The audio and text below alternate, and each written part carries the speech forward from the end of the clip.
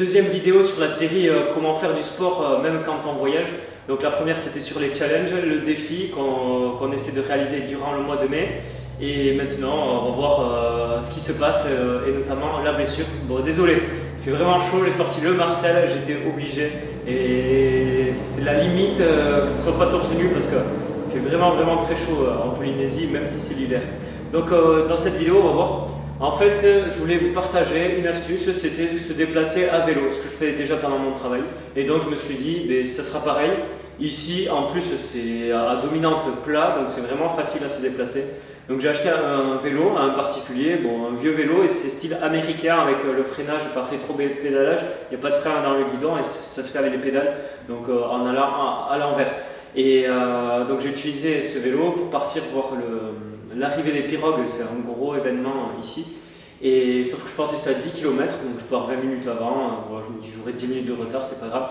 Et c'était en fait à plus de 21 km, donc j'ai forcé avec ce vélo américain, il y a eu le passage à des montées, des descentes. Et tant bien que mal que je me suis blessé au niveau de l'insertion du fessier, là, derrière, hop, un petit peu en dessous de la fesse, donc sur la jambe gauche en fait. Et du coup, je ne peux plus rien faire. On a fait une petite rando le lendemain ou le surlendemain, ou il y a deux jours après, oui. Et donc je sens vraiment cette douleur. Donc ça fait style un peu comme déchirure. Donc voilà, je ne sais pas trop ce que j'ai exactement. C'est la sensation, c'est un peu élongation, un peu déchirure. Donc repos des membres inférieurs et du coup il faut adapter. Donc je ne peux même pas vanter le fait de se déplacer à vélo. Enfin, vous pouvez toujours le faire. Mais attention à vous quand même, quand vous sentez un petit peu une petite douleur, ne vous dites pas en fait ça frotte la selle, ça fait un peu mal, alors, ça peut être pire que ça.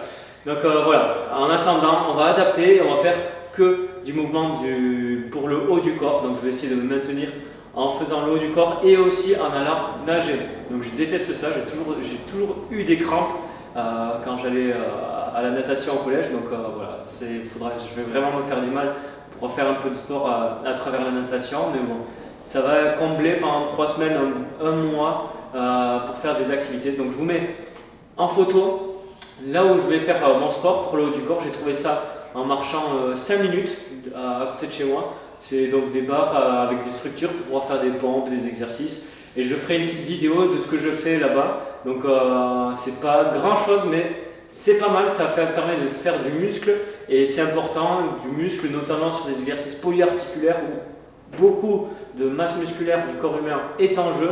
Donc je rappelle qu'un mouvement monoarticulaire, c'est si je prends un haltère et que je fais une flexion du biceps juste comme ça. Et polyarticulaire, c'est si je vais faire ça et puis ensuite je vais lever les bras, etc. Et du coup là on met en jeu beaucoup plus d'articulation, donc les coudes, les épaules, et ça permet de travailler davantage, du coup de brûler davantage de calories puisqu'on est davantage en mouvement. Donc voilà, donc pour le moment je vais continuer sur ce schéma là, donc travailler le haut du corps, essayer de nager.